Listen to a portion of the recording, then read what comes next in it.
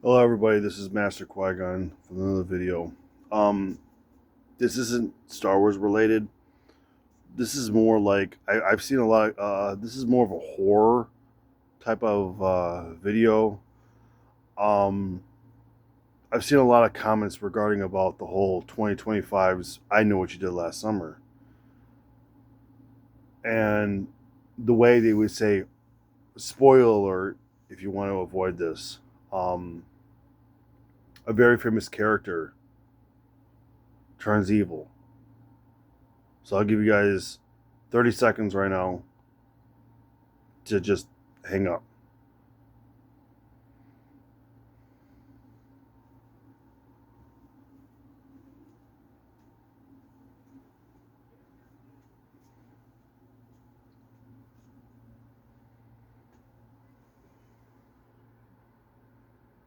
I will let you know. I'm like I said, it's a potato of a phone. I'm not using a GoPro or anything.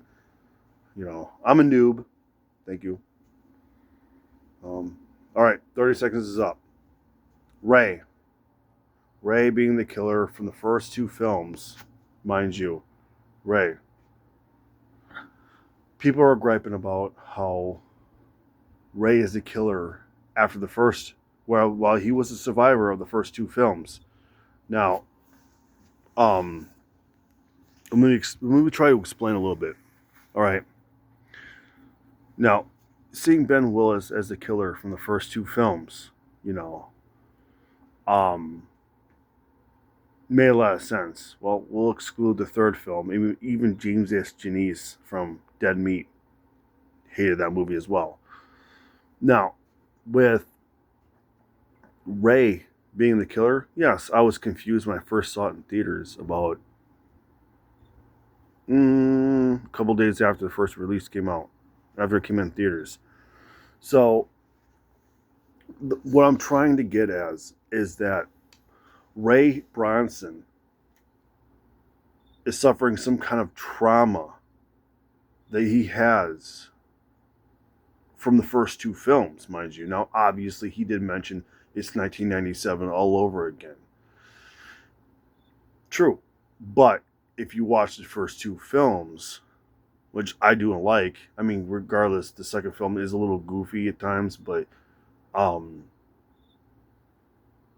it makes a lot of sense because, you can't fix trauma. I mean, if you look at the real world today, you think when people are trauma, you think you're going to get a lot of help. No, of course not. Of course not. No. So his motive was the fact that he was scared that people were going to forget them. He was scared that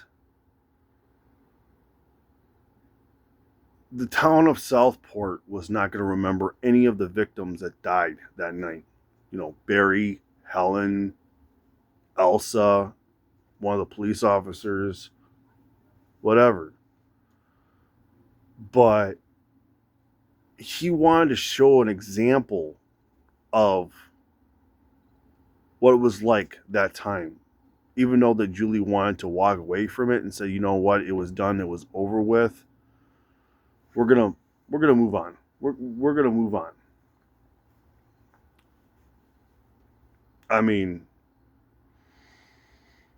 but Ray, Ray didn't want to do that. No, he's like, what? Why would you erase history? History was what made us. And for them to erase it, kind of like how it is now, like a cancel culture thing, try to cancel things. You don't like that. It actually brings the worst more. It brings the worst out of you more than it was beforehand. So if you look at all these people in our lives now that have endured a lot of trauma, you can try to fix it, but otherwise it's up to them to fix that problem. Because otherwise it's going to make you the victim or the villain. And Ray He fell. Julie may have risen up and ignored the past and stuff and just continued on her little life, but Ray could not accept it. Um, that's why he snapped. He snapped. The way Ben Willis was in the first two films. He lost his hand in the first film, spoiler alert, sorry, and he got put into the dirt in the second film. Which is why I like the first two films. Now, obviously, the third film, I will ignore it because they were like, oh, we're going to do an undead Ben Willis, and it's going to be a low-budget film. Like, it felt like it was directed, like, I get where they were getting at, but I feel like it was made by Asylum Films. And I will admit, like, you know, whoever is Scream fans out there or horror fans, I feel like they were underappreciated. You know, the whole I know what you did last summer was a very unappreciated movie franchise, and I'm happy that they brought him back in some ways. So yeah, he was dealing with trauma. He wanted to show them what it was like, and he did it. I was confused at first. As soon as I walked out, I was like, there's no way. Why is he a killer? Until I did a lot of research. It's because it's self-trauma that he endured. No, yeah. I see a lot of YouTube comments talking about it, saying, well, he shouldn't be a killer. It just ruins the entire franchise. Well, I get it. I didn't want him to be the villain. But it does make sense over time. If you take it from now to almost 28 years ago.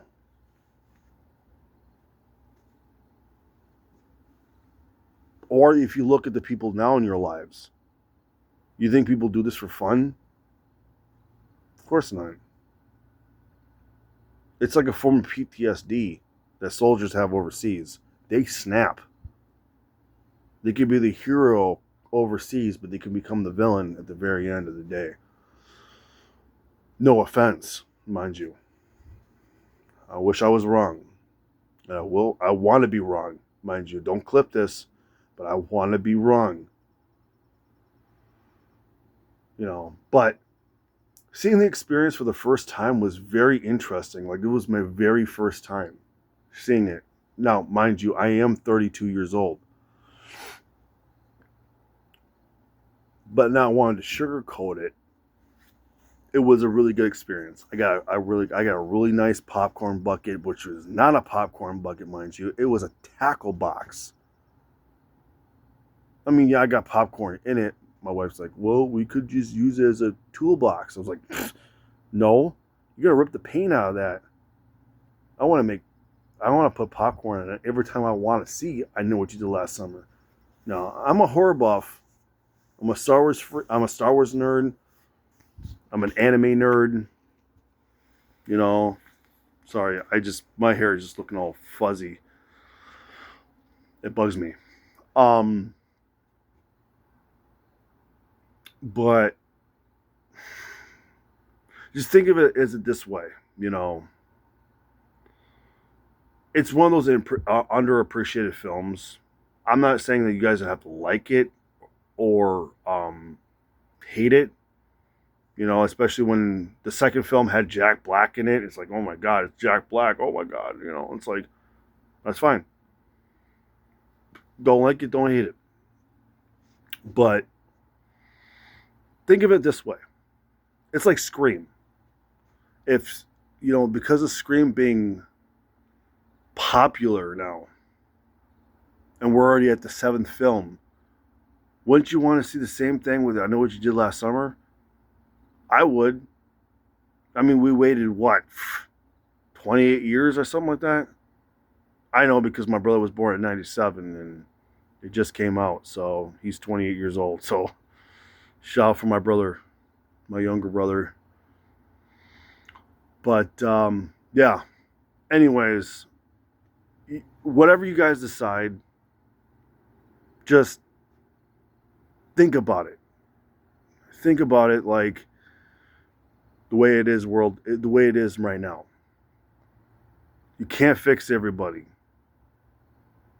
Sometimes when you try to fix, it's unfixable. Sometimes it is.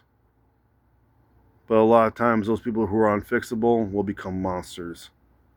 And this is what you will see today. So, anyways, not to take too much time, I'll see you on the next video, and may the force be with you always.